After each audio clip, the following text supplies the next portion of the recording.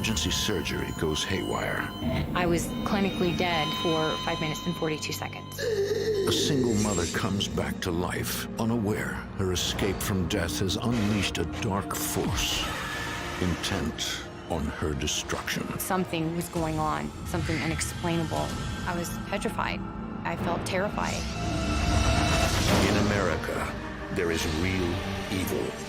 It lurks in the darkest shadows in our most ordinary towns. Between the worlds we see and the things we fear, there are doors. When they are opened, nightmares become reality.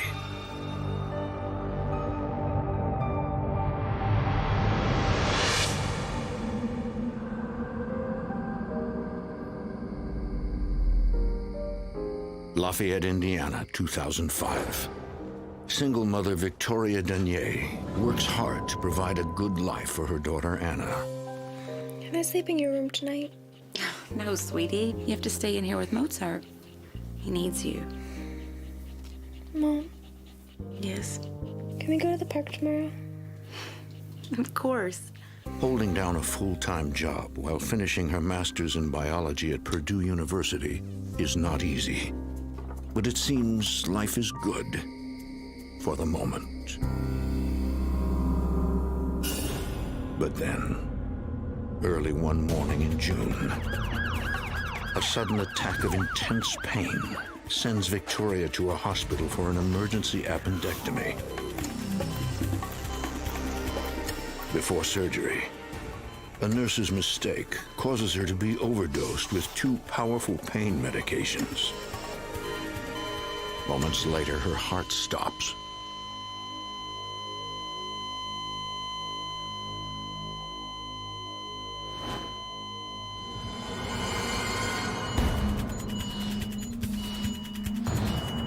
Clear. 5 minutes and 42 seconds later, Discharge. Clear. Victoria is pronounced dead. Time of death, 9:13.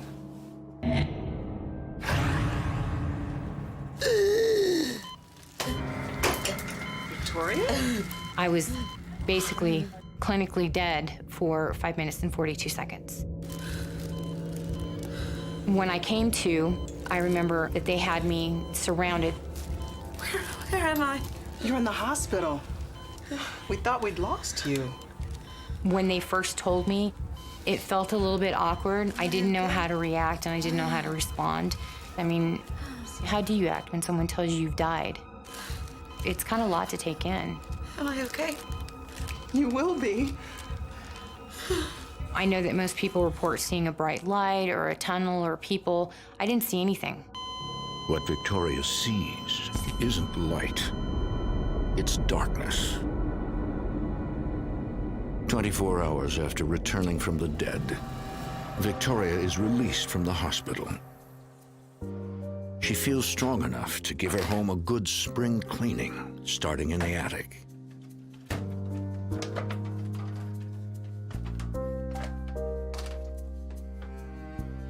I happened to go all the way to the very end of the attic.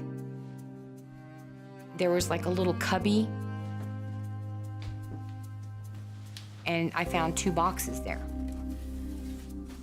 When I opened up the first box, it looked like military uniforms and things like that.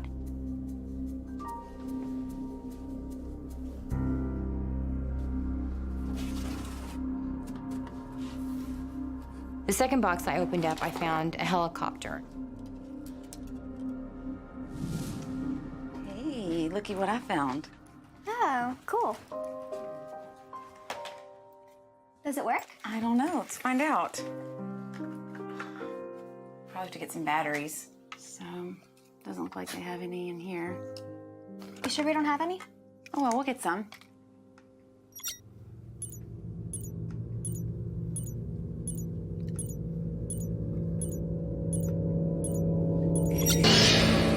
Out of the blue, the whole propeller just started going.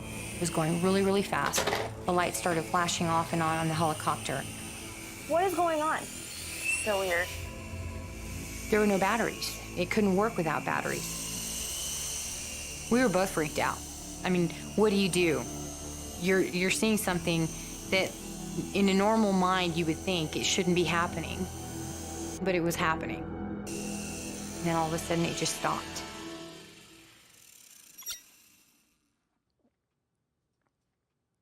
Are you sure there's no batteries in there? We just kind of sat there and took a couple of breaths, like thinking, okay, maybe we didn't see what we just thought we saw. This is empty. There's no batteries. I was trying to give some kind of a rationalization as to why it was doing what it was doing. There had to be a glitch somewhere mechanically that had caused it to do that. I'll be right back. Victoria contacts her landlord to ask where the helicopter and military uniforms came from. Maybe the previous tenant just left some boxes behind. She basically let me know that she had no idea who they belonged to. Well, what are we gonna do with it? Nothing. I just decided right then and there I was going to put it back in the box. I didn't want anything else to do with that. Who owned the items found in the attic? The answer remains a mystery. I put it back exactly where I found it and didn't touch it again after that.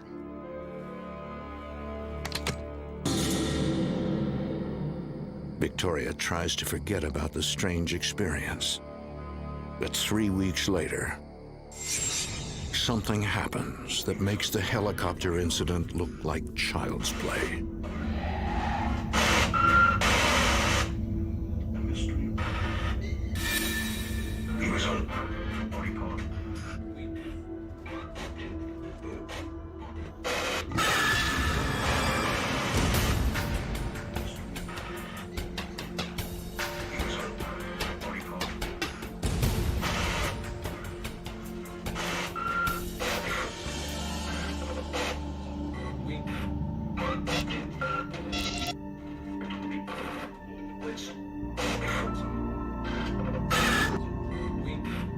Mom? Mom? What's going on? It must be a power surge or something. It's nothing to worry about. Okay? Come on, let's go back to bed. When I went into my bedroom, within 5 minutes, it came back on and it did the exact same thing. When I went back into the living room, the TV shut off. I went back into my room and then it didn't do anything for the rest of the night. I swore it had to have been something electrical. I didn't really think much of it at that time. A toy with a mind of its own. A TV that turns on by itself. Could they just be power glitches? Or is there something else in the house? Later that night.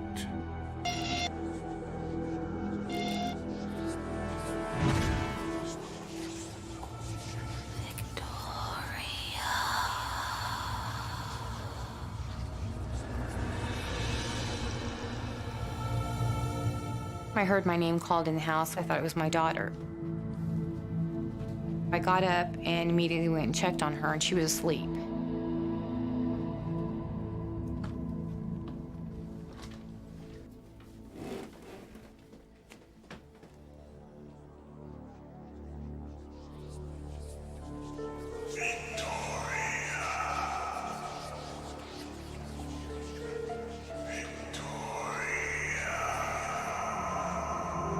This time, I realized that it was a man's voice. It wasn't my daughter calling me. That really kind of sent me into shock because there was no man in my house. It was just my daughter and myself.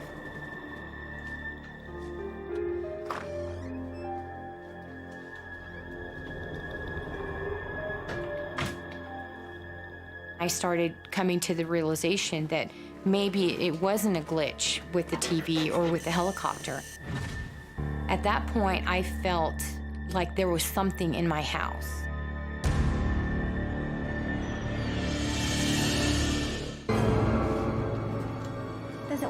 don't know. Let's find out. After a series of unexplainable events, Victoria Danier fears that her house may be haunted. Hey, Mom, I'm fine. I have something I need to talk to you about. Victoria confides in her mother, Renee Perez. When Victoria called me and told me about what was happening at home and all the experiences that she was having, I believe her completely. The women in my family were definitely what you would call sensitive. I always felt like I had to see it before I believed it. I can't help but think about Grandma and how she used to talk to spirits. Growing up, my grandmother always described certain things that she would see that nobody else around her could see. Your grandmother, she had a gift. She could see spirits all around her. I just remember my mama talking about it. She always thought about the good energies, bad energies. She always said when you are afraid of something, you're feeling the bad energy. You need to ignore it. Well, I can't just ignore it. I have to do something. Victoria's mother advises her to perform a ritualistic cleansing of the home using sage. Our Father, who art in heaven, hallowed be thy name. With sage, you are bringing peace and harmony and love in your home, and all the bad energy has to go. As we forgive those who've sinned against us. I followed her advice and I did everything that she told me to do. And lead us not into temptation, but deliver us from evil. Amen.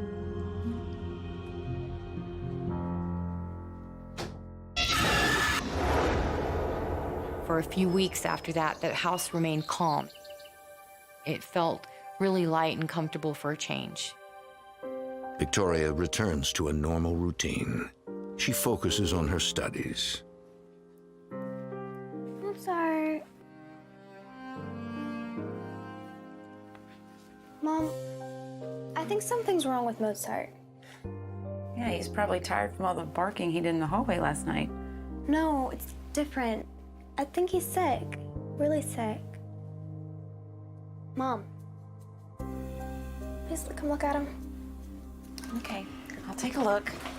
Between 2 to 3 months after we cleaned the house, my dog started acting a little bit strange. He got to the point where he didn't want to eat. He was barely drinking anything, and that was completely out of character for him. Come here. Are you okay? Come here. I got you. So I went ahead and I took him to the vet, and they did a complete workup on him, and the doctor basically told me that they couldn't find anything wrong with him. They told me maybe I needed to change his food or something to that effect, and I tried doing that, and he just didn't want to eat. His blood work looks fine.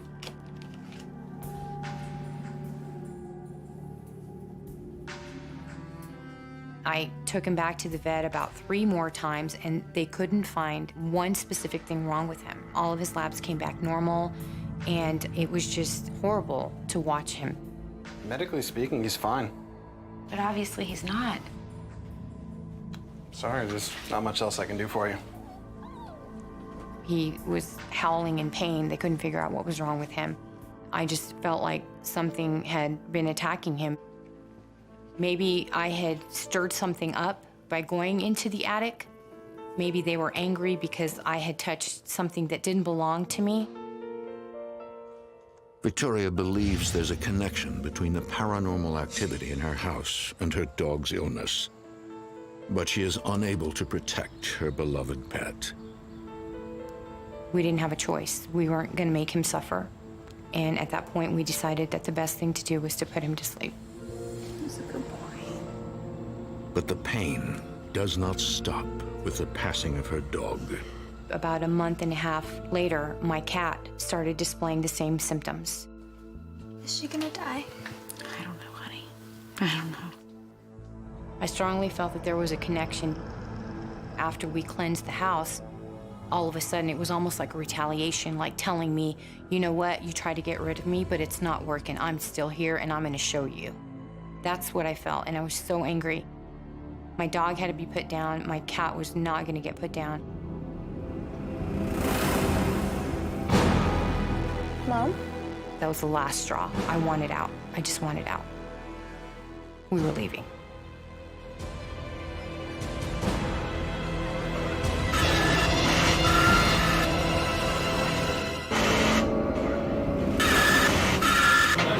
For Victoria Danier, the escalation of supernatural activity in her home, culminating in the death of her dog, convinces her to leave Lafayette, Indiana. Victoria and her daughter Anna move to New Mexico, where they will live with Victoria's parents in a small community outside Santa Fe. She looks forward to leaving behind the trauma of her old life and making a fresh start in a seemingly safe place. I felt by making the move to New Mexico that everything would stay at the house and I could just start with a clean slate. It was pretty emotional welcome to know that I have her home and my granddaughter. We were together after being separated for such a long time. Lots and lots and lots of driving. Within a few weeks, Victoria finds a job as a lab technician at a hospital in Santa Fe.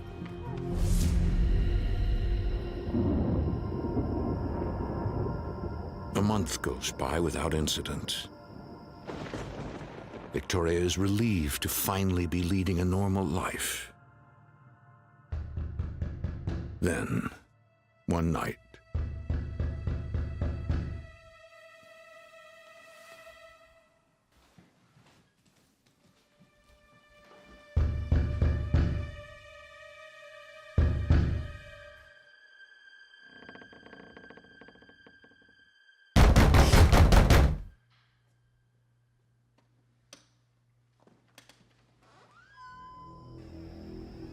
I knew what was going on. Immediately, I knew.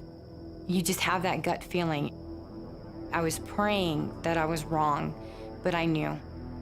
I instantly knew that there was something there. So I finally just decided to go ahead and sit in the living room for a minute. And once I did that, then it just stopped.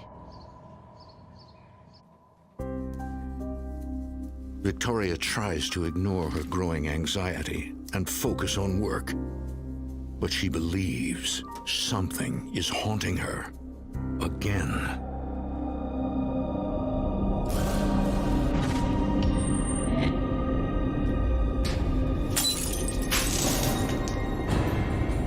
Are you okay? You're bleeding. Here, lean forward. I actually started my job in March. By October, I started having these really weird symptoms at work. By November, I started really, really getting sick to the point that I started having seizures.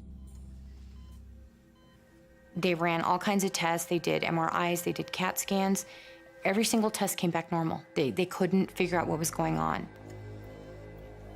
For a year, we were in and out of hospitals, to the point I was afraid that I was going to lose her. It just seemed like I was getting worse and worse. It kind of made me think, it's kind of weird, but I'm almost having the same symptoms that my dog was having.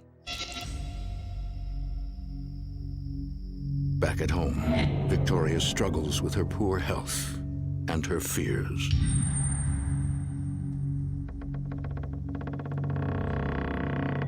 I just felt like there was something or someone staring at me.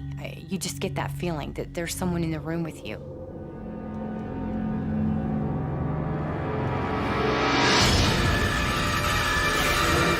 Please go away. Please go away. People think that you see something scary and you're gonna scream or whatever, and it wasn't like that. I couldn't move. Please go away. Please go away.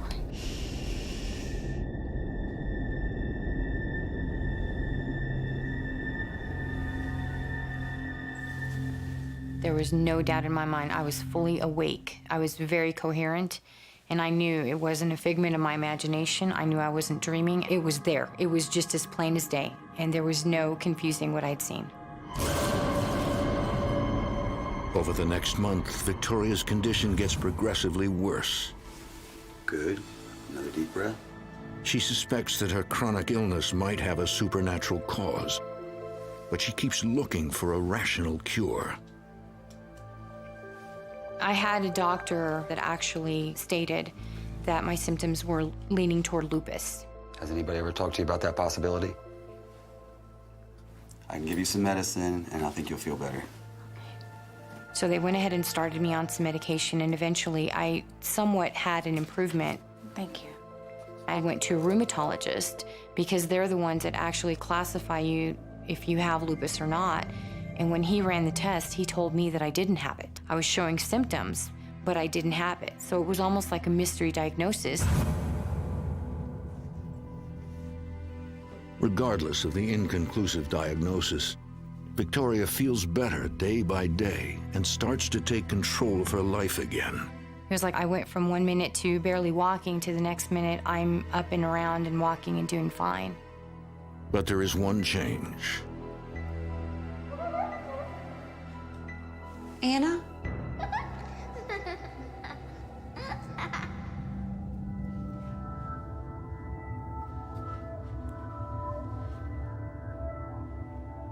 Victoria now has the ability to see the dead.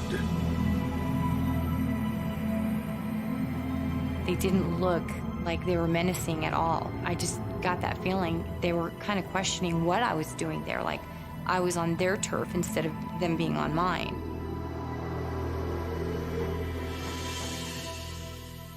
They had me on several medications at the time. I started researching the medicines to make sure that there wasn't any kind of side effect that would cause me to hallucinate or have bad dreams or things like that. But none of the medications I was taking had those kind of side effects. 3 nights later. I was getting up to go into the kitchen to get something to drink.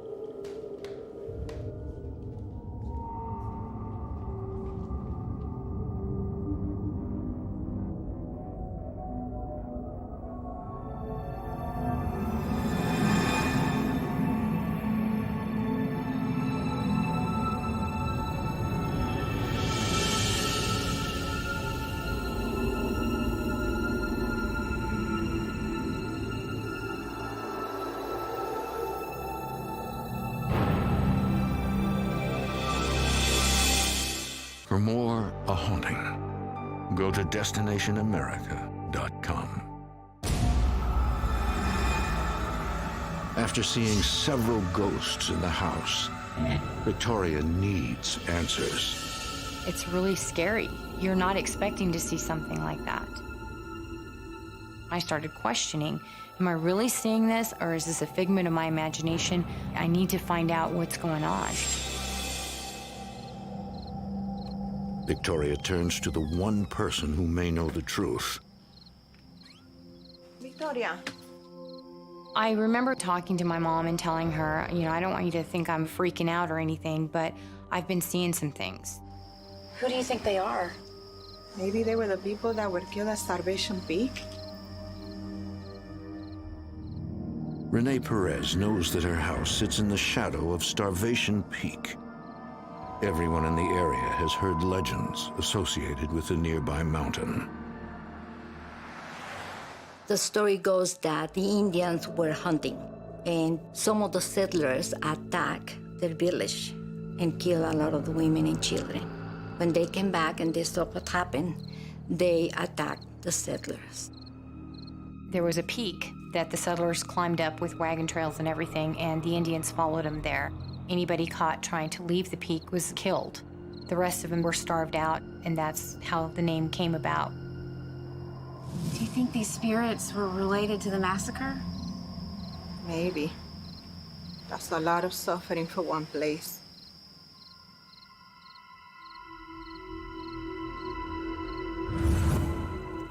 My mom decided that maybe we just needed to really give the house a good cleaning, smudge it, clean it, and do whatever we needed to do. San Michael, Archangel, defend us in battle. Be our protection against the wickedness. We light up the stage, and we went from one room to the next. Victoria is worried that the cleansing might provoke the spirits, as it did in her old house. By the power of God and all the evil spirits that roam about the world, seeking the ruin of souls. Amen. Things kind of quieted down for a little bit after that, but they didn't stay that way for too long.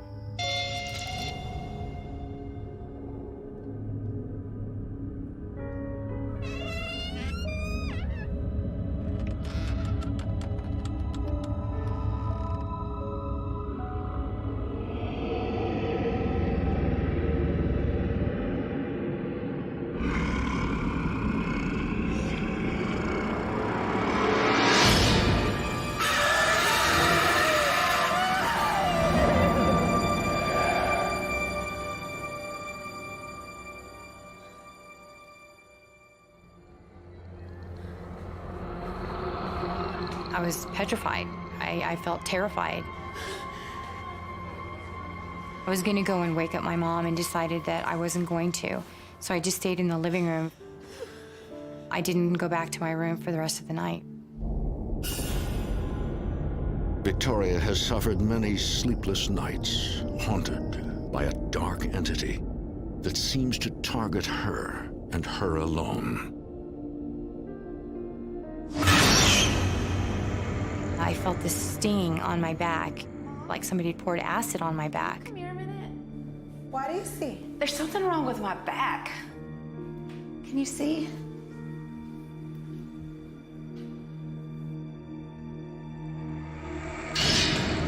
Oh my God! Starting from the back of my right shoulder all the way down to the middle of my back, I had these 3 long gashes. How'd you get these marks? And I said, what happened? Because it was, too far. She couldn't reach it, with her hands. I felt so depressed at that moment because I knew that everything we tried up to that point was not working. Mom, the prayers didn't work. I felt defeated. That's what I felt. I felt defeated. It was winning.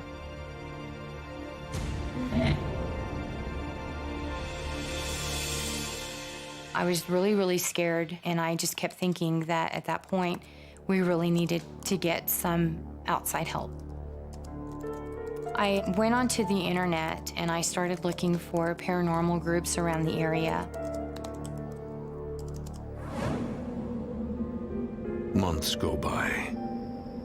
Not one paranormal group responds to Victoria's plea for help. That was the lowest point that I've ever felt in my life because I didn't know how to control the situation, and I felt like I was at my wit's end, and there was nobody there to help me.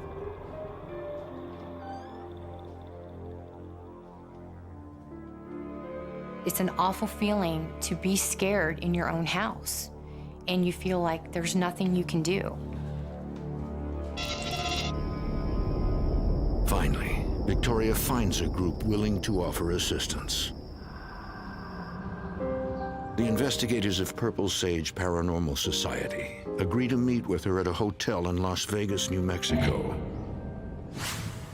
Hi, I'm Victoria. Roger Barton leads the group. We decided we needed to meet off-site. I could tell when she walked into the room, she was terrified. Victoria tells the investigators her story. I joined the military in 1988. Victoria seemed like a very tough girl. 3 tours of duty in Iraq as a medic in the Marine Corps. The doctors told me that I had been dead for 5 minutes and 42 seconds. She's dealt with the physical world in very traumatic situations. Now she's dealing with something that she can't explain that's also traumatic. And then I started feeling really sick. None of the doctors could say what was wrong with me, but... Psychic medium Denise McDonald offers an explanation. It seems to me that something is absorbing your energy. When you're down and out, when you have an illness, you're susceptible to some of these dark entities. They like to come in and they basically plug in and suck your energy.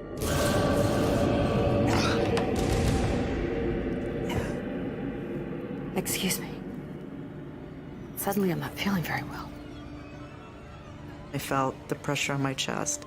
At first, I didn't understand what that was. Was that my feeling from an empathy standpoint? What Victoria's feeling? Did she bring those entities with her? I'm seeing something. There's a little boy and a little girl, both wearing old-fashioned clothing.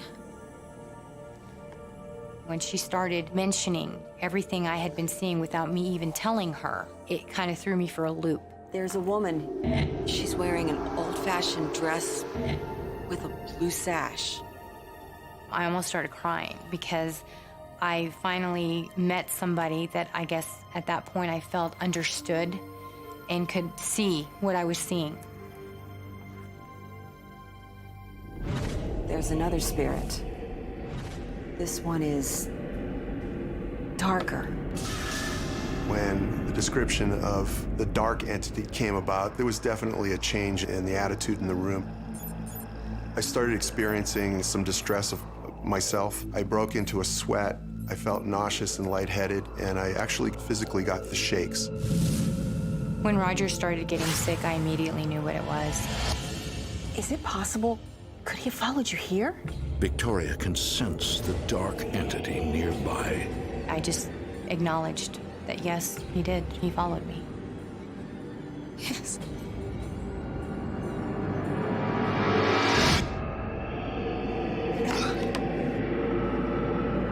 While meeting with Victoria Danier, 2 members of the Purple Sage Paranormal Society suddenly fall ill. At the same time, group leader Roger Barton notices a spike in the reading on his electromagnetic field meter. There's definitely something in here with us. As soon as the EMF went up is when I felt the distress. As soon as the EMF went back to normal, everything went away and I was fine. You believe me, don't you? Yes, I believe you. After the experience with Denise and Roger, they told me that they normally didn't do this, but they wanted to go and see my house right away. I had a different image of what we were going to be seeing. It almost kind of seemed peaceful when I got there.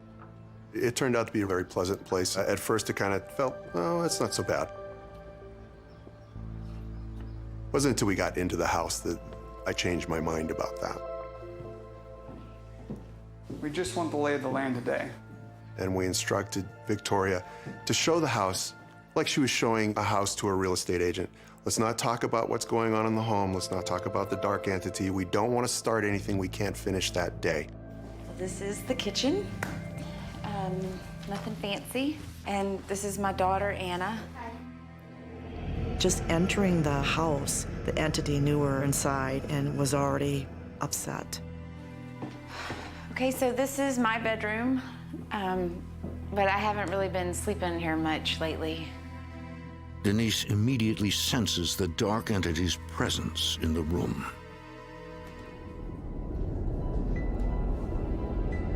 I felt his energy, his presence. I'm telling you, I'm downright scared.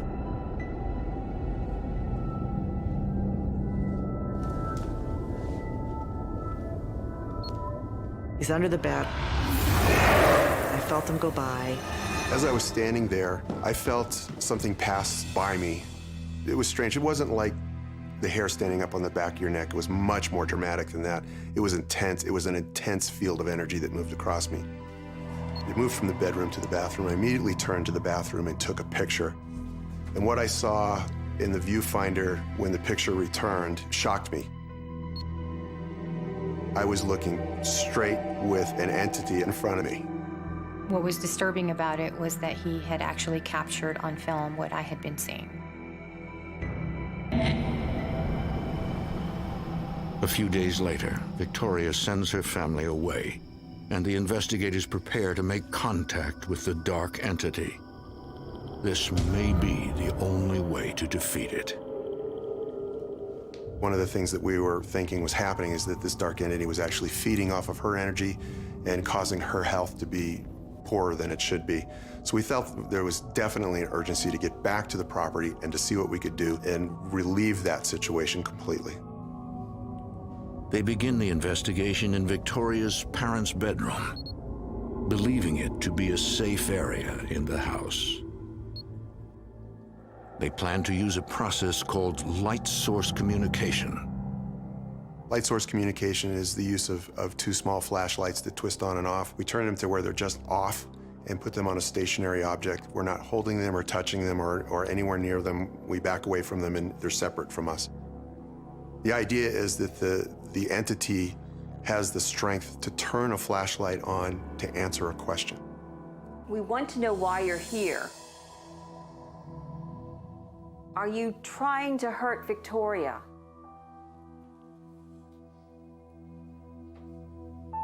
We actually went into Victoria's parents' room for a good half hour asking questions, and we weren't getting a response. However, once again, it was good that there's an intuitive there with Victoria. She and I both sensed that it was in that room. There is no doubt. Denise senses the entity does not like Roger. Roger, I don't think we're going to get anything while you're here. I left the room, and at that point, they started having quite a conversation. Were you with Victoria in the Middle East? Were you with her on the night that she nearly died in the hospital? When the light goes on, that was an affirmative, a yes. We now know we had a connection. It was incredible. Did you follow Victoria here from her house in Indiana?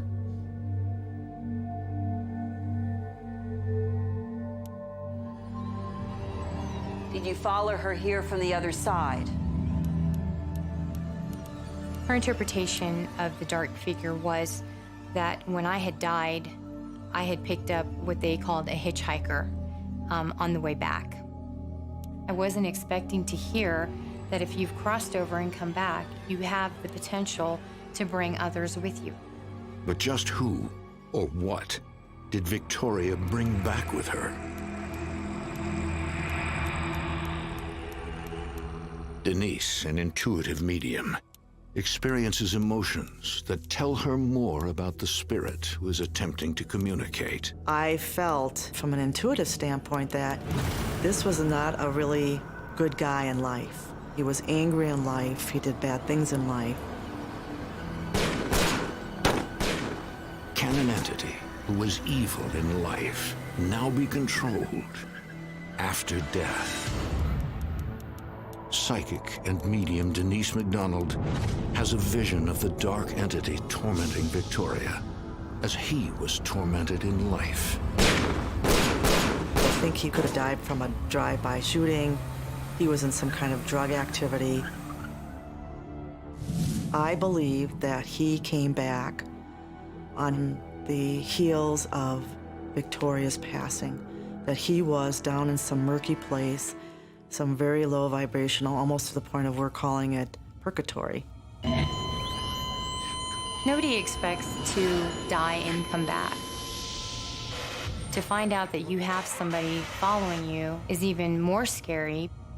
Investigators believe the spirits of the two children and the woman did not follow Victoria as she came back to life.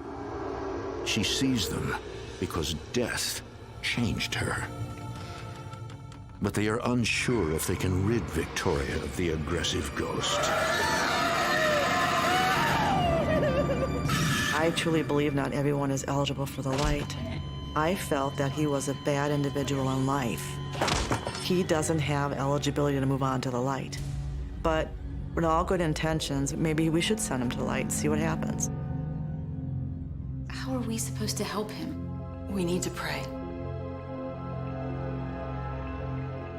Our philosophy is that spirit entities that are here in this realm right now need to move on, and that they need to complete their spiritual journey.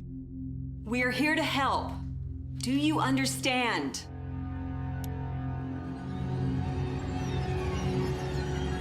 We're all going to pray for you. The prayer circle is usually the invocation, bringing on as much good energy as we could at this point to help him move on to wherever he needed to go. Are you ready? Let's join hands.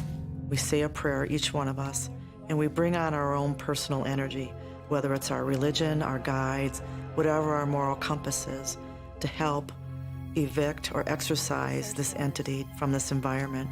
As we forgive those who've sinned against us. Amen. Can you see the light now?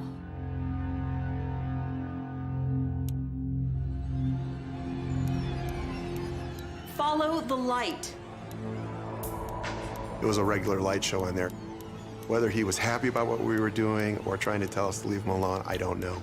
But it was definitely intense. You can't stay. You don't belong. Victoria, you have to tell him to go. Denise told me that it was my room, it was my house, so I had to be the one to tell him it was time to go. And I just told him. There's nothing here for you. You must move on. You must move on now.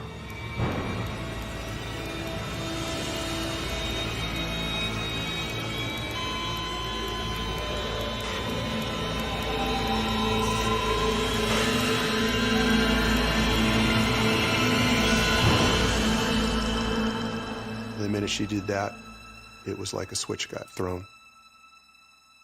The energy in the room ceased, the lights stopped, all the energy dissipated.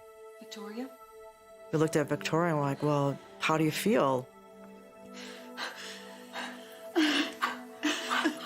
It was this weight that just felt like it was lifted, finally. It was lifted.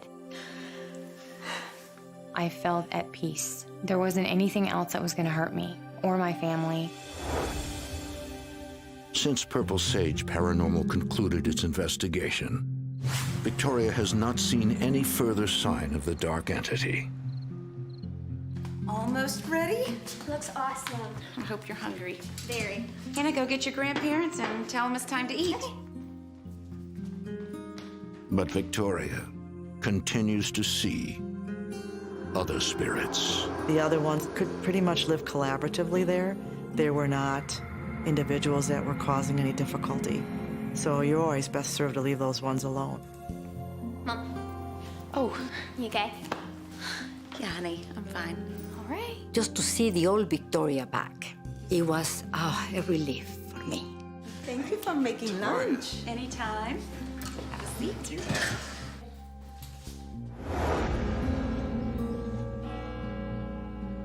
I do believe that the children and the woman are from the time of the massacre. They've been there for over 100 years. They will always be there. And that's fine. They're welcome. When my daughter died, so strange to say that, she opened a door to the spirit world. And she is gonna have to learn to live with that. I truly believe that Victoria is currently a medium. She's going to need to be open and willing to deal with whatever comes her way. If there was a way for me to stop it, I wish I could. For some reason or another, I was chosen.